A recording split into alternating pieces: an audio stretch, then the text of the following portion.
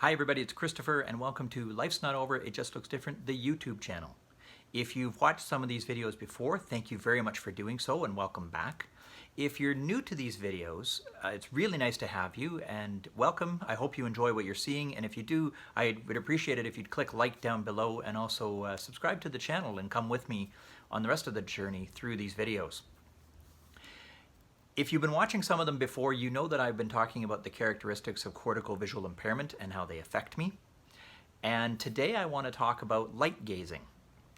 Although I'm actually not going to talk very much on the actual concept of light gazing as it pertains to cortical visual impairment, because I don't do it, or at least as far as I can tell from my own diagnosis of myself, I don't gaze at lights and I don't watch ceiling fans. So there really isn't, this isn't really one of those characteristics that does affect me.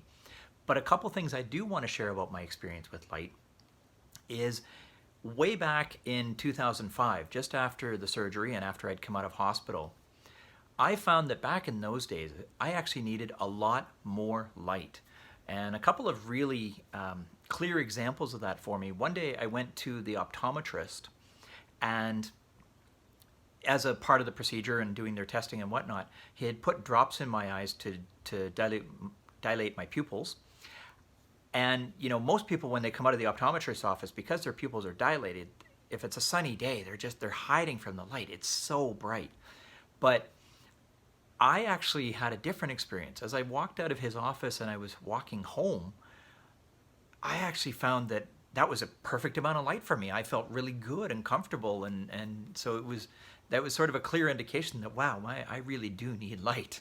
One other really clear example for me too was, at the time in my condo, we had one of those really tall halogen lamps that used to give off a lot of light. That thing had a 300-watt bulb in it.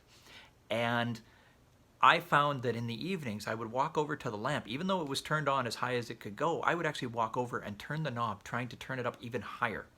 So that was another indication for me of just how much light I was needing to take in.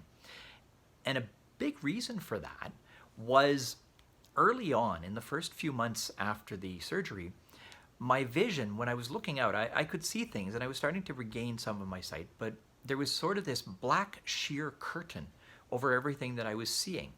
And the curtain was starting to break up over time, and there was these clear slits in it, but the curtain was still there, and it took months for it to actually go away, for that whole black sheer sort of effect that I was seeing to go away.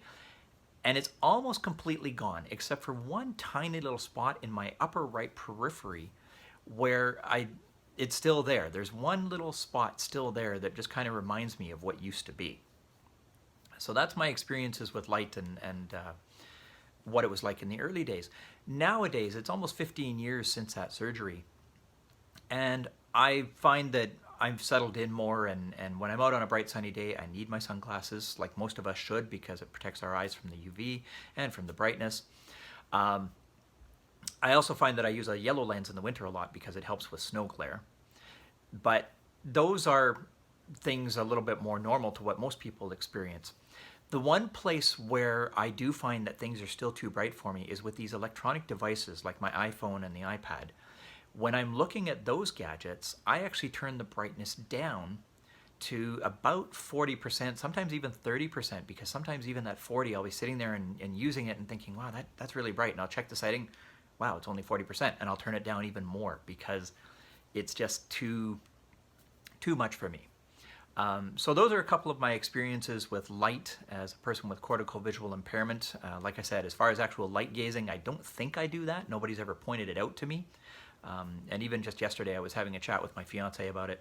She said that it's not something that she sees in me either. So that's kind of reassuring and good to know.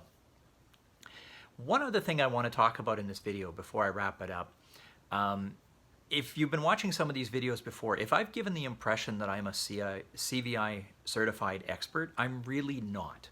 What I am is an expert on me and how I experience the condition. Anything I know about the condition from a clinical standpoint or from just an educational standpoint, I learned from the books of Dr. Christine Roman Lancy. I found her first book a few years ago and read, or actually her second book. I read that one a few years ago, and then just more recently in the last year, I picked up her third book and have read that as well. Last year, in May of 2019, I actually also had the pleasure of meeting Dr. Roman because she had come to my workplace for a 2-day workshop. And so not only was it great to be in that workshop and to hear her talk and to hear her give this information, but it was so wonderful to be able to meet her on the breaks and to share some of my experience with her. I was a complete fanboy in her process, in her presence, and it was just really amazing to me. But she's the one who's done all the work and all the study on this. She's devoted a career to this.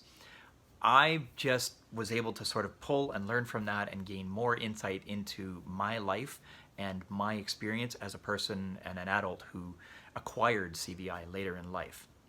So Dr. Roman's the one who gets all the credit. I'm just here to share sort of what the world looks like through my eyes.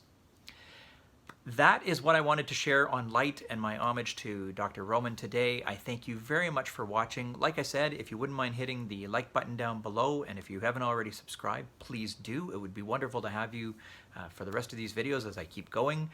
And I thank you very much for watching, and I hope you have a wonderful day.